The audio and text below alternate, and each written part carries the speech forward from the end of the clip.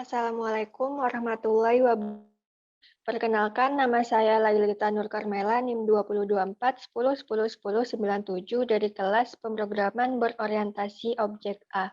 Pada kesempatan kali ini, saya akan menjelaskan hasil dari kuis mata kuliah pemrograman berorientasi objek, yaitu lakukan observasi pada dunia nyata dan temukan minimal 4 objek yang saling berkaitan atau memiliki hubungan satu dengan lainnya. Analisis atribut dan metode yang dimiliki oleh masing-masing objek, modelkan atau implementasikan objek tersebut ke dalam kelas-kelas dalam bahasa Java.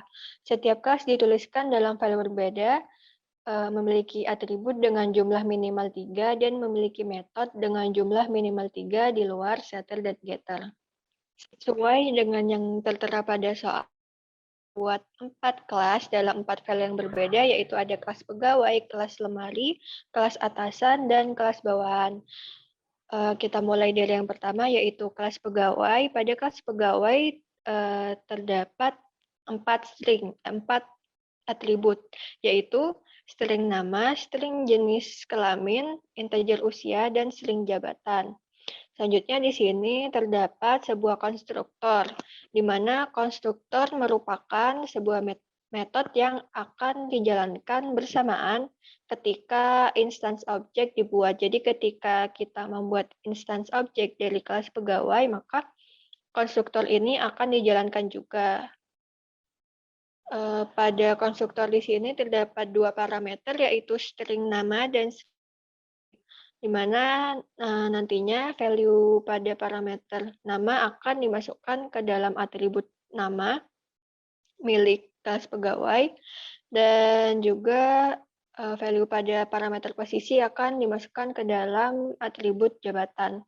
Selanjutnya di sini terdapat metode setter untuk memasukkan nilai jenis kelamin. Nah, setter di sini merupakan sebuah metode yang fungsinya memberikan nilai pada sebuah atribut. Lalu selanjutnya di sini ada metode getter. Metode getter fungsinya yaitu untuk sebuah metode yang berfungsi untuk mereturn value. Nah, di sini fungsinya yaitu mereturn atribut pada jenis kelamin. Lalu metode set usia di sini merupakan metode setter juga untuk memberikan nilai pada atribut usia, dan metode get usia di sini juga merupakan metode getter yang fungsinya untuk mereturn atribut usia. Selanjutnya terdapat metode void cetak profil yang fungsinya untuk mencetak atribut yang ada pada kelas pegawai, yaitu nama, jenis kelamin, usia, dan jabatan. Selanjutnya terdapat metode memasukkan pakaian yang fungsinya yaitu untuk pegawai memasukkan pakaian ke dalam lemari. Nah, di sini karena kita membutuhkan waktu untuk waktu ketika memasukkan pakaian, maka kita pertama-tama harus mengimport package time, yaitu kita import. Di sini saya mengimport tanggal dan jam, dan juga formatternya. Nah, di sini kita membuat atribut jamnya terlebih dahulu, lalu kita membuat formatnya. Saya menggunakan format tanggal, strip bulan, strip tahun, lalu jam, menit, dan detik. Setelah itu, metode memasukkan pakaian ini akan memiliki output, yaitu string jabatan bernama string nama telah memasukkan pakaian ke dalam lemari pada tanggal sesuai waktu yang diambil. Nah, di sini waktu yang saya ambil yaitu waktu saat ini, waktu sekarang, waktu ketika pegawai itu memasukkan pakaiannya. Selanjutnya terdapat metode mengeluarkan pakaian, di mana kodenya sama seperti memasukkan pakaian, bedanya metode mengeluarkan pakaian ini untuk mengeluarkan pakaian dari lemari. Lanjut ke kelas yang kedua, yaitu kelas lemari. Memiliki atribut integer, nomor lemari, jumlah baris, jumlah kolom, letak lemari, letak baris, dan letak kolom. Nah, di sini juga terdapat sebuah konstruktor yang akan dijalankan bersamaan dengan dibuatnya instance objek dari kelas lemari. Nah, bedanya di sini dengan konstruktor pada kelas pegawai tadi, untuk konstruktor kelas pegawai kita memiliki parameter. Nah, sedangkan di kelas lemari di sini tidak memiliki parameter dan hal itu diperbolehkan. Jadi nanti ketika objek kelas lemari dibuat akan ditampilkan ke layar yaitu lemari telah dibuat. Selanjutnya terdapat static method yaitu sebuah metode yang ketika dijalankan itu tidak perlu membuat objeknya. Jadi walaupun kelas lemari ini masih belum memiliki objek, metode welcome ini tetap dapat dijalankan, yaitu akan memberikan output selamat datang di lemari pakaian. Nah, selanjutnya metode tentukan nomor lemari ini merupakan metode setter untuk menentukan nomor lemarinya. Punya berapa baris ini juga merupakan metode setter. Punya berapa kolom juga merupakan metode setter. Nah, di sini metode cetak lemari fungsinya untuk mencetak ke layar nomor dari lemari, jumlah barisnya, dan jumlah kolom.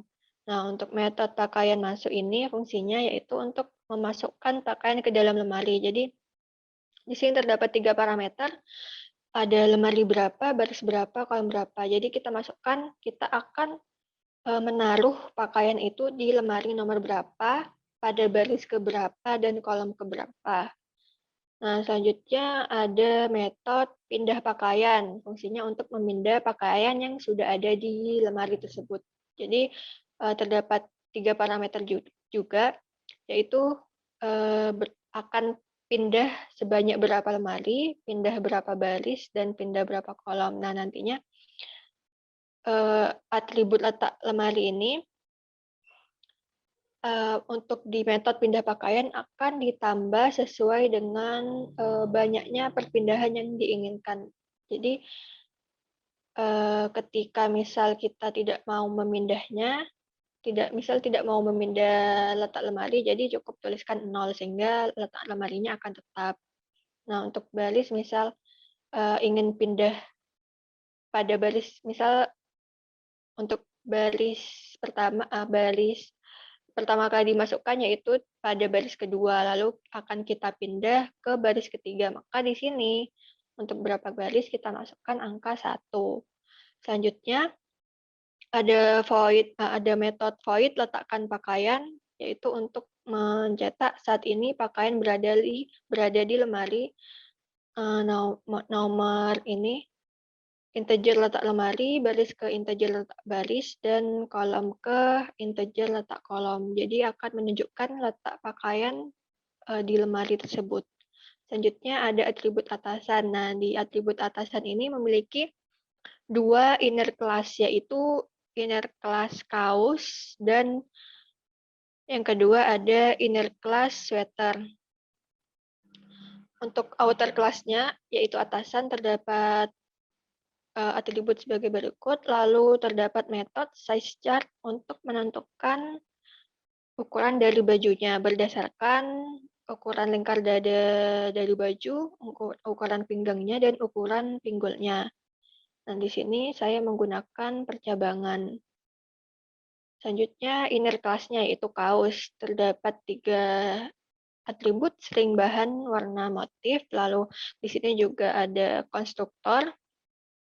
Lalu ada metode setter untuk ukuran pinggang, metode set ukuran pinggul, dan nah di sini ada metode size, yaitu fungsinya sama untuk menentukan size-nya atau ukurannya.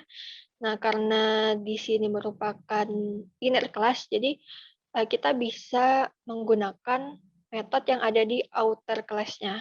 Caranya itu nama outer class-nya this, lalu nama metode di outer class.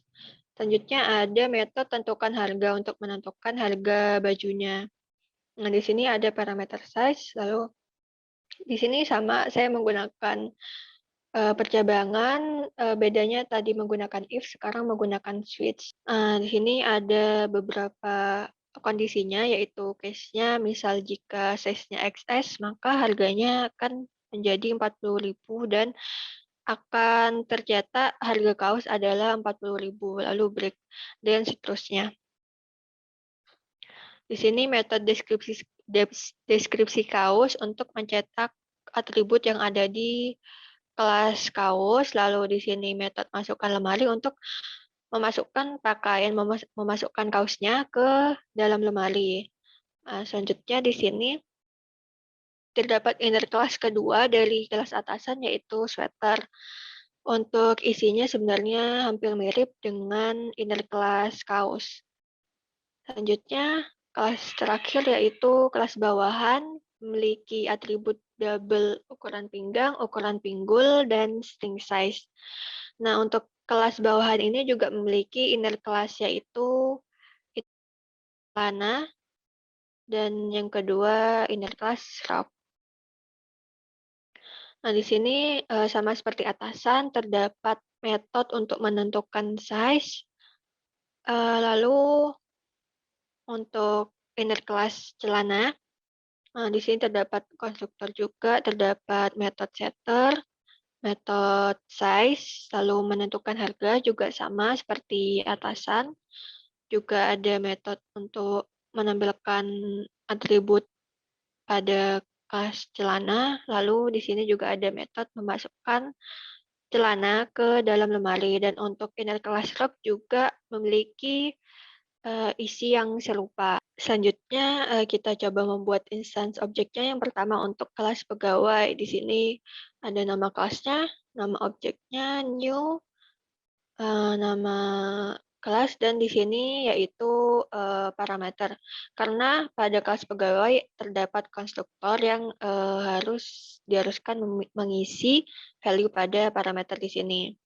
Maka kita beri di sini untuk string nama, dan di sini untuk string jabatan. Selanjutnya ini kita menggunakan metode set gender, set usia, lalu kita cetak profilnya, dan juga ada metode memasukkan pakaian dan mengeluarkan pakaian.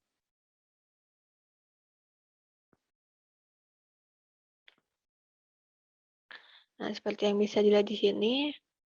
Di sini merupakan output dari metode cetak profil. Nah, untuk di sini output dari metode memasukkan pakaian, dan ini untuk metode mengeluarkan pakaian. Di sini waktunya sama karena saya juga run metodenya bersamaan. Selanjutnya kita membuat instance objek kelas lemari. Sebelum kita membuat instance-nya, sini kita coba dulu ya merun metode static yang tadi telah saya buat. Nah, di sini output dari metode static bisa di-run ya, karena static itu bisa dijalankan, metode static bisa dijalankan walaupun instance objeknya belum dibuat. Selanjutnya kita run.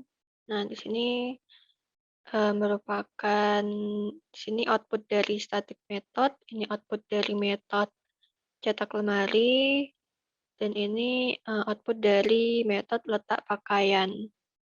Selanjutnya kita akan membuat instance objek pada kelas atasan dan bawahan. Nah, untuk kelas kaos di sini, karena kelas kaos merupakan inner class dari kelas atasan, maka pembuatan instance objeknya sedikit berbeda dari seperti yang pegawai dan lemari tadi. Jadi untuk membuat objek kaos, kita itu harus membuat objek pada outer class-nya dulu. Jadi kita membuat objek atasan satu di sini, baru kita bisa membuat objek kaos, yaitu dengan menuliskan nama outer class-nya, titik, nama inner class, lalu nama objeknya, di sini nama objek pada outer class, new, dan di sini nama inner class-nya. Selanjutnya kita run di sini, merupakan hasil atau output dari kelas atasan dan juga bawahan. Sekian penjelasan dari saya, kurang lebihnya mohon maaf. Wassalamualaikum warahmatullahi wabarakatuh.